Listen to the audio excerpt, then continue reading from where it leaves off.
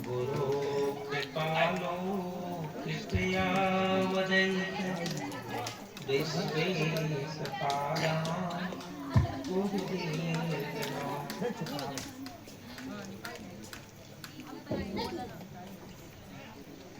नमो नमो गुरुदेव को, नमो कबीर सतपाल, नमो संत शरणागति सकल पाप विनाशाय। सतगुरु को कीजे बंदगी, कोटि कोटि प्रणाम। कीर्तन जाने बिंद को, गुरु कर लिया।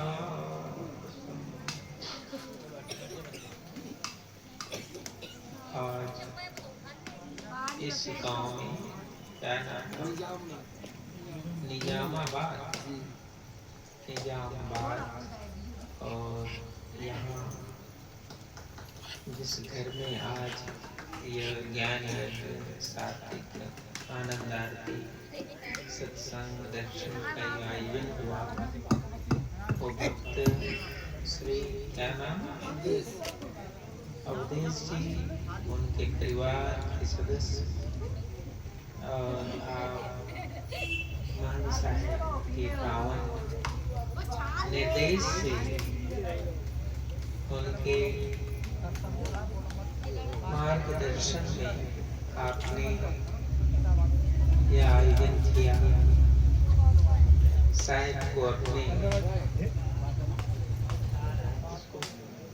चलो चल चल बात साहेब को अपने द्वार पर बुलाकर सदगुरु की जो पूजा है, आनंद आरती, इसकी आपने विधिवत रचना करवाई। और इस अवसर पर आपने अनेक संत महंत साहेब को सादर आमंत्रित किया। उनके आने से आपके द्वार की शोभा बढ़ी। और ऐसे ही आप सबने यहाँ आकर उनके इस संकल्प को सम्मान देते हुए आज सत्संग का लाभ लेने आप पधारे। सभी भक्तजन, भक्तिमती माता, बरेली क्षेत्र और ये आसपास बदायूं, बरेली, शाहजहांपुर, रामपुर, मिलर, ये जो क्षेत्र है, आप सभी संतों के द्वारा, मान साहेब के द्वारा सत्संग से और सदगुरु की वाणी से जो जागृति फैली है, उसका यह परिणाम है कि आप सब अपने कीमती समय निकालकर साहेब के सत्संग श्रवण करने के लिए दूर दूर तक पहुंचते हैं और अपनी उपस्थिति से अपनी श्रद्धा को सदगुरु के चरणों में समर्पित करते हैं। ये ज्ञान और भक्ति जिन महापुरुषों ने आपके हृदय में जागृत की, उनके त्याग और तपस्या को वंदन है। क्योंकि कहा गया है ये भवसागर है और यहाँ कोई कोई हंस होता है जो सदगुरु की भक्ति कर पाता है। सदगुरु की भक्ति का जो साधन है, उसमें स्वयं को समर्पित करना, पहले तो उसको सिद्धांत को समझना पड़ता है कि मैं साहेब की जो भक्ति है उसके मार्ग में आ रहा हूँ, तो मेरे जीवन में क्या क्या होना चाहिए। ये संकल्प सत्संग श्रवण करके, यह सदगुरु ने जो वचन कहे हैं, क्योंकि वचन में ही मार्ग है। साधक के लिए मार्ग कहाँ है? वचन में मार्ग है। बाकी मार्ग तो आप बनाते हो, सड़क बना लो, रोड बना लो, कुछ भी बना लो, वो तो आप बनाते हो। लेकिन साधक के लिए कोई मार्ग है तो वचन से मार्ग निकलता है। तो सदगुरु के वचन को जब हम अच्छा से विवेक प्रकार से सुनते हैं तो वहां से मार्ग निकलता है। वो कौन सा मार्ग है? उसी को ही सदगुरु कबीर साहब ने शब्द सुरती मार्ग, और शब्द सुरती मार्ग से ही इस तीन लोक ब्रह्मांड से ये जीव किस तरफ मुकाम करता है? तो वो अमर लोक की तरफ मुकाम करता है। वो किसकी ताकत से? सदगुरु की शब्द की ताकत से। नहीं तो इस लोक में ये जीव के लिए तो बहुत सारे ऐसे ऐसे द्वार हैं, ऐसे ऐसे उपासना है, ऐसे ऐसे साधना है कि वो चक्र की तरह घूमता रहता है। उसको कोई साहेब का द्वार मिलता नहीं, सदगुरु का मार्ग मिलता नहीं है। तो सदगुरु के वचन में ही उस सत पद का मार्ग है, अमर लोक का मार्ग है। क्यों? इसलिए शब्द को सुनने के साथ साथ हमारी सुरती उस मार्ग में स्थित हो जाती है, टिक जाती है, ठहर जाती है।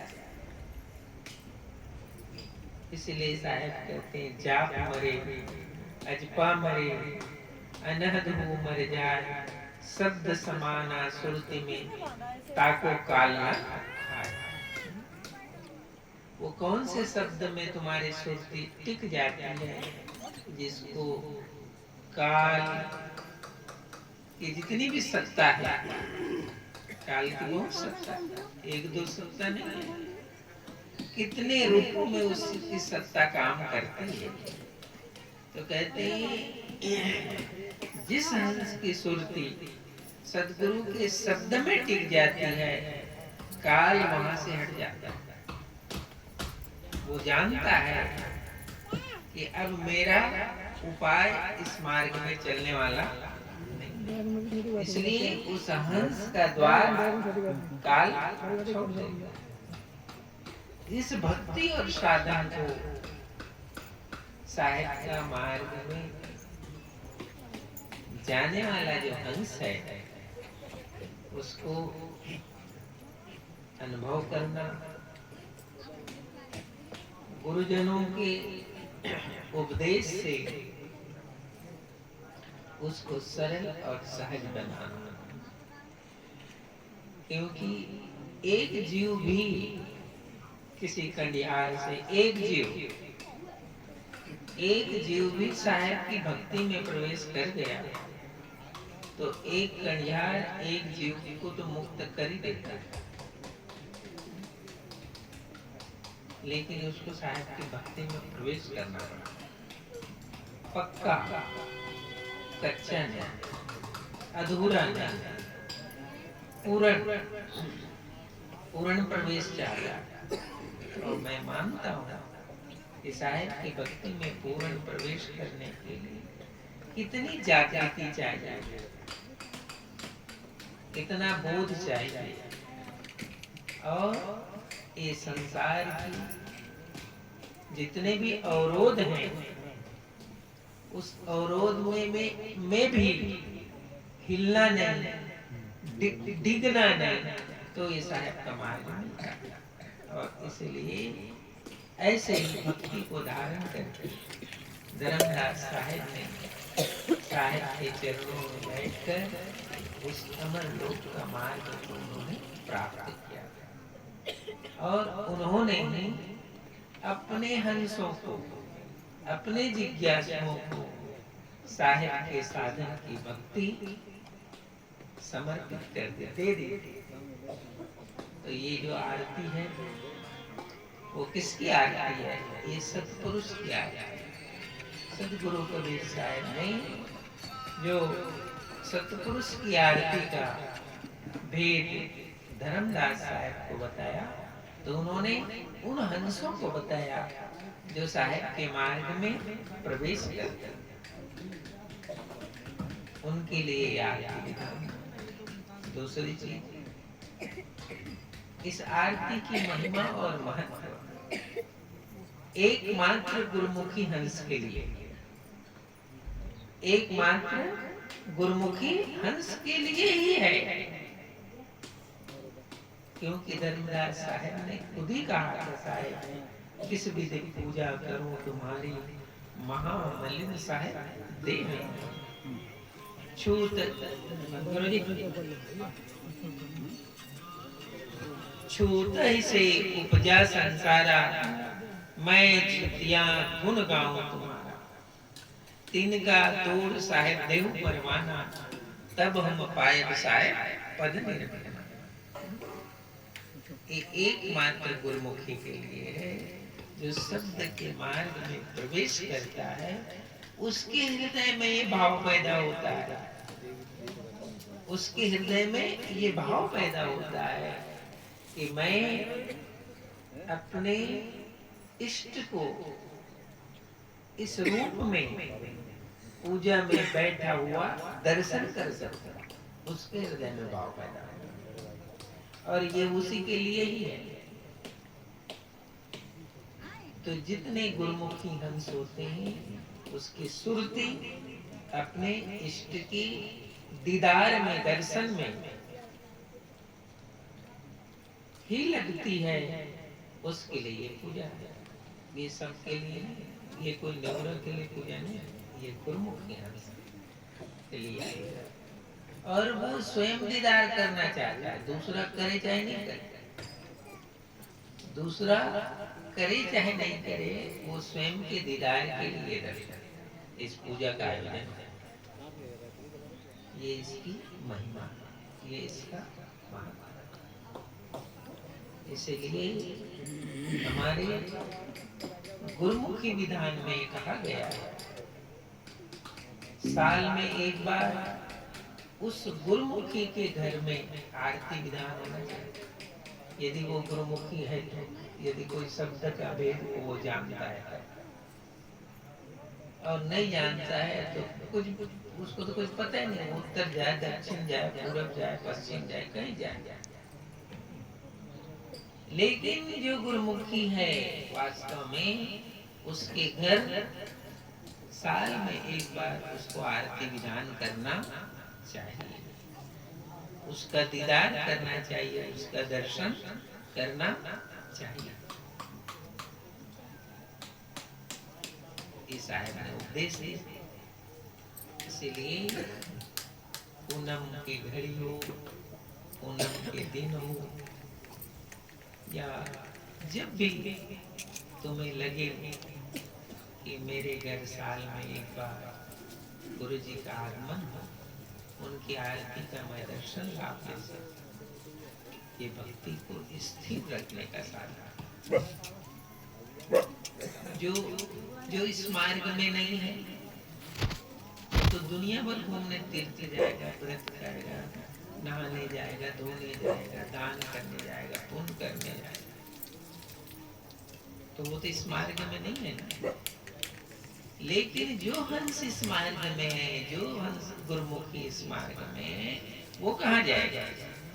वो यहीं जाएगा कि मेरे घर गुरुदेव आए, या मैं गुरुदेव के आश्रम में जाऊं और इस पूजा का दर्शन करूं, क्योंकि मेरे लिए गुरु के दर्शन, उनके चरणों में बैठना ही सबसे बड़ा तीर्थ है। यहाँ तो हमने सुरती लगाई, यहाँ हमने क्या लगाई है? अपनी सुरती को लगाया। और सुरती यदि प्यासी है तो उसकी प्यास दुनिया में कहीं मिट नहीं सकता। उसकी सुरती यदि प्यासी है तो वो अपने सद्गुरु के चरणों में बैठ कर के जब आरती का दर्शन करता है, उसकी सुरती की प्यास मिटती है। ये इस भक्ति का साधन है।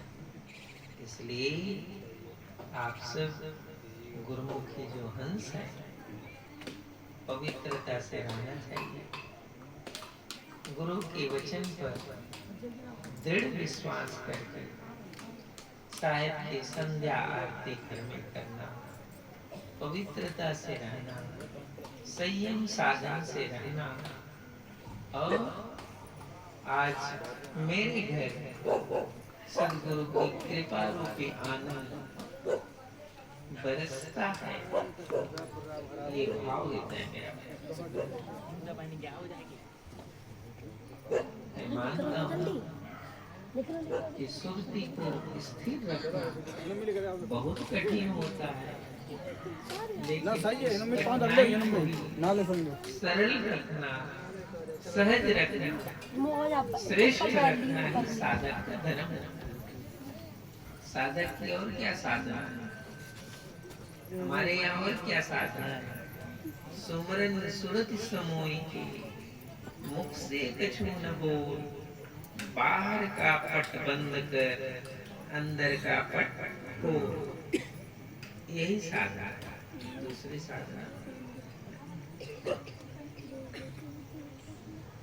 तो ये आज इस पावन अवसर पर क्या नाम? अवधेश जी, उनके सुपुत्र, उनके परिवार के सभी जन, उन्होंने यहाँ पर इस ज्ञान यज्ञ का आयोजन किया और इसका अब सब ने दर्शन लाभ लिया। आप सब ने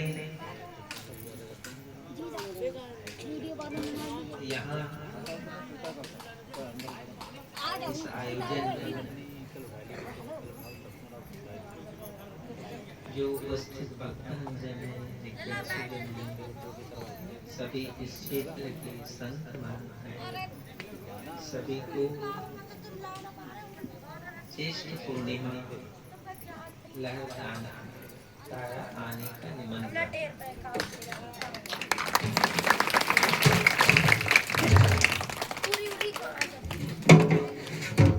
दो ज्येष्ठ है इस बार, तो ये ध्यान रखना है अपने को। पहले ज्येष्ठ अधिक मास है, उसमें कार्यक्रम नहीं होगा, दूसरे ज्येष्ठ में होगा।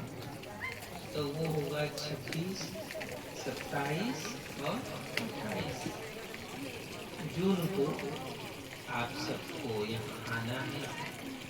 और मैंने मान साहब से इनसे कहा कि जेठ पूनम के लिए, लहरतारा धाम के लिए आपके क्षेत्र से ये संत बिहारी साहब, संत लोग जो आप श्रद्धा से अनाज देते हैं, वो वहाँ जाता है और संतों की सेवा होती है, अतिथि की सेवा होती है। तो मैंने इनसे कहा कि यहाँ जो भगत लोग आए हैं, उनका नाम लिख लो। वो जो दुनिया चाहते हैं वो कापी में लिख लो, क्योंकि मैं इस क्षेत्र में 4-5 आरती में उपस्थित रहूंगा, तो वहीं अपना नाम लिखा दें, ताकि इनको सरल और सहज हो जाएगा कि इस गांव में हमारे जो भक्त हैं, उन्होंने ये हमें अपना पता और दान लिखाया है, तो फिर डबल जाने की जरूरत नहीं पड़ेगी। अपने रूट के हिसाब से वो निकलेंगे और आपका दिया हुआ दान वो कलेक्शन करेंगे। तो इसका भी ध्यान रखना। आप सभी घर में सात्विक रहना चाहिए, पवित्रता से रहना चाहिए, खूब श्रम करो, आदि व्याधि उपाधि से दूर रहना ये